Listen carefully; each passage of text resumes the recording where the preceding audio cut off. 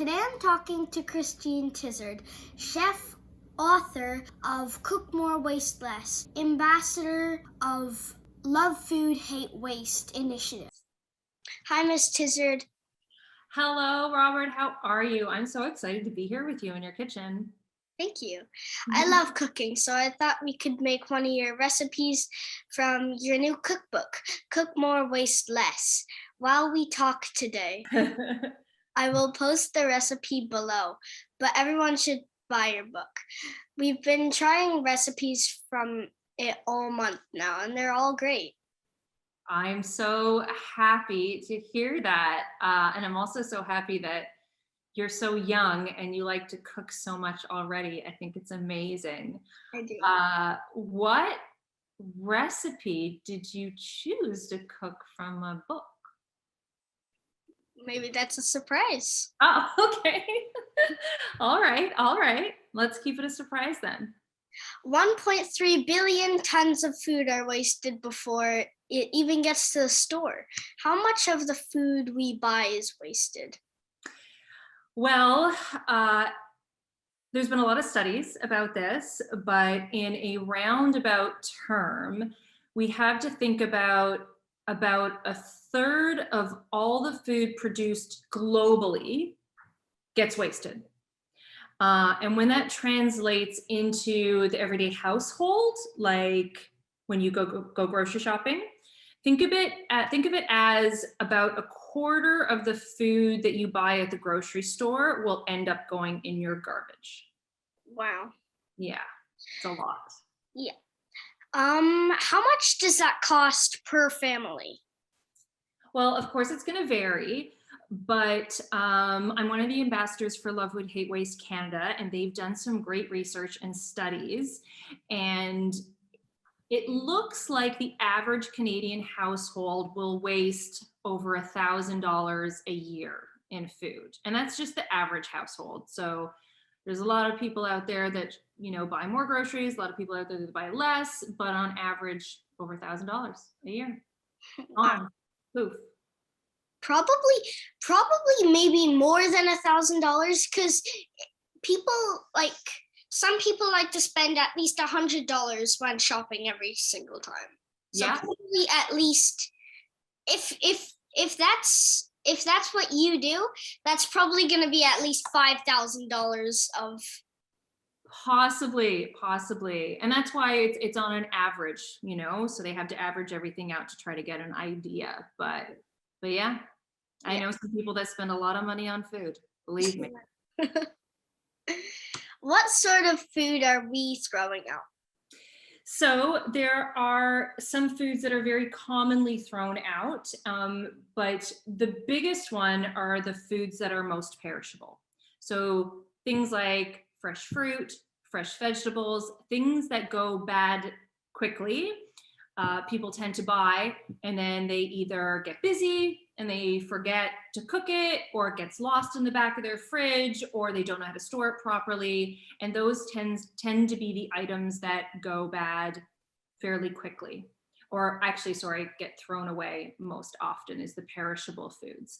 And then you also get into things like the more expensive foods, depending on what you're eating, like milk and meats and poultry and things like that. Sometimes leftovers get thrown away a lot too. Yeah. My mom bought some strawberries and she was doing something else while the strawberries were in the fridge. They all went bad straight away.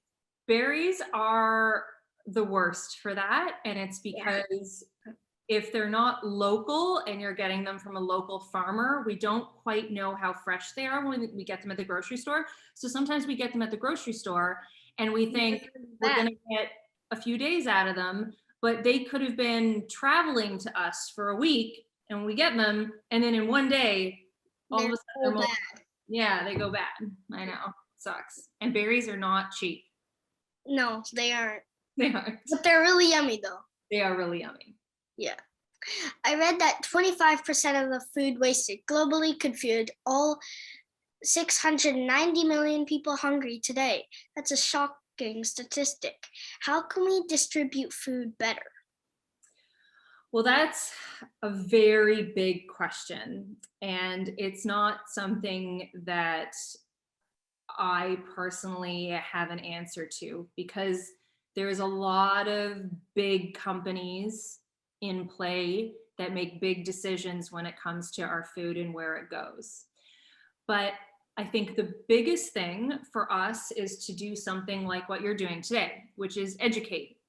Educate, aware, get people more aware, teach people about how to shop and store their food and cook their food more efficiently is a big one, but also shopping and being more responsible with your purchases. So like when you are going to a grocery store or you have your favorite grocery store, things like, does that grocery store make you bring your own bags? And does it make you shop a little bit more socially and like eco-consciously?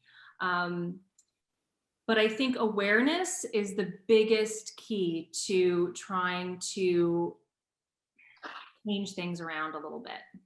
8% of all greenhouse gas emissions each year are due to food loss and waste. Apparently, Canada's 2.3 million tons of avoidable household food waste is equivalent to 6.9 million tons of CO2 and 2.1 million cars on the road. What one tip would save families the most food? I think the biggest tip that I can give people is to try to avoid over shopping and making impulse buys. So I don't know if you've ever heard this, but my mom used to always tell me, we shouldn't go to the grocery store when we're hungry. Because you end up like seeing all the things and you think, I'm going to get home and I'm going to cook this and this and this and this. And because you're just hungry, so you tend to like overbuy things. So I think my number one tip is to make a list of what you need to buy and try to stick to it and try to avoid over shopping and be realistic about what you're buying. So for instance, my partner tends to like to buy big bags of apples because they're cheaper. But we never end up eating all the apples and then the apples go bad. So I am always saying, let's just buy 3 or 4 apples. They might be more expensive, but we're not buying a plastic bag. And if we need to get more apples in a couple of days, we'll go get more apples. You know what I mean? Yeah. Instead of thinking, oh, I'm going to eat these 18 apples in, the next week, which we might not do. Actually, my dad put in a cabinet over there which stores all the it's all like canned food and like stuff like that. Pantry staples. Yeah, like things that never go bad. Yes. Yeah. That's a good thing to have. I personally love having pantry staples, things like cans of beans, dry rice, dry beans, dry legumes, because these things are very cheap to buy and they last for a very long time in your pantry, and you can always bring them out when you need to what I call is like build out a meal. So let's say you're making a chili, then you can pull like the can of beans and you can pull like a little bit of this and a little bit of that, and it'll help like supplement and make the meal bigger. So yeah. Diverting food waste to composting is better than sending it to a landfill, but preventing food from being wasted in the first place is an even better way to lessen our impact on the environment. Every 1,000 kilograms of household food waste that is avoided is the equivalent of taking 1 car off the road each year. What other ways can we reduce all this waste?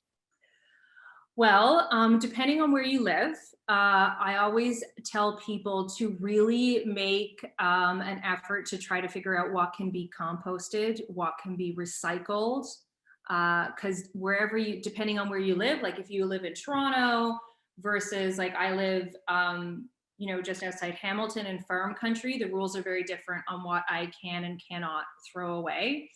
And we actually don't have a green bin out here. So we are my food scraps, I'm forced to compost in my back garden, which is good.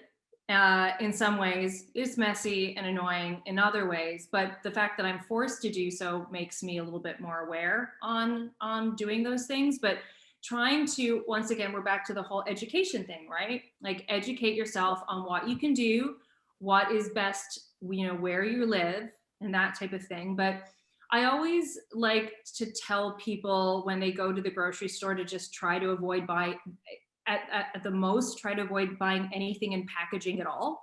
Because when you're forced to not buy in packaging, you're also forced to think about how many things you might buy and how many things you might need throughout the week.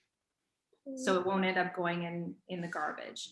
Yeah. But education is the biggest one. And education, this is why like things like Google is great, because, like for those strawberries you were talking about, let's say you get home and you're like, okay, I know I'm not going to eat these strawberries for the next 3 days. How do I make sure they don't go in the garbage? I can easily Google ways of like how to keep my strawberries longer. You could easily freeze them. You could easily use them up right away. You could make a iced tea with them. There's so many different things that you could do. So just educating yourself on how to properly store your food is another really, really good one. Yeah. Or if you need them in like 3 days, why don't you just wait 3 days and buy them then? That is another thing you could do. That's a whole other bigger conversation, I would say, because a lot of people think that buying the day of, like shopping for the day, sometimes reduces your food waste. But then there's another group of people that might think, well, if I shop once a week, that's better because then I'm not like burning more gas and all of these other things too. So it's a lot to consider. Yeah. But you have to figure out what works for you. Yeah. Why don't you try to guess the cakes that I've made? Oh, well, it's a cake. Oh, dang it. Give it away. I'm trying to think how many cakes are in the cookbook. Because I think there's only one cake in the cookbook, like an actual cake. So it would be my CBZ cake. Yeah. What does the CBZ stand for? What are the 3 things that you put in the cake? The beans and bananas. Yeah. Zucchini. Yes. So I like this cake because it's basically the only cake in the whole thing. Exactly. I know.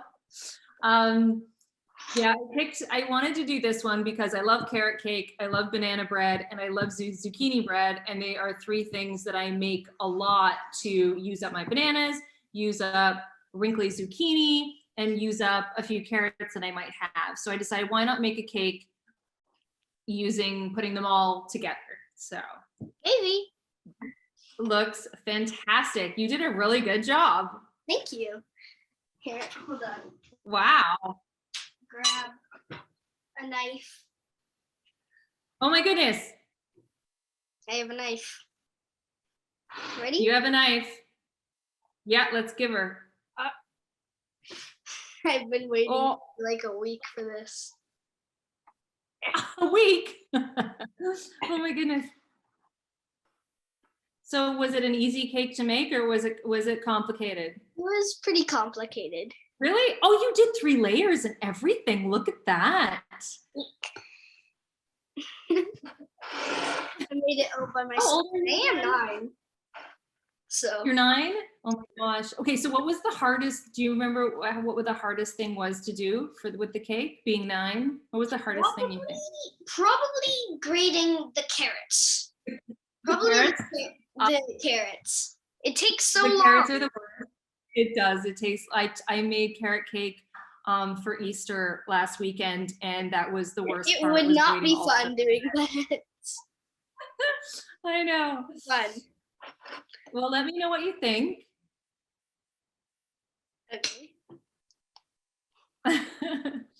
Do you give it a good. pass or fail?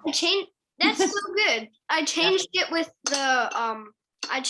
with almonds because I'm allergic to nuts. So. Oh, nice.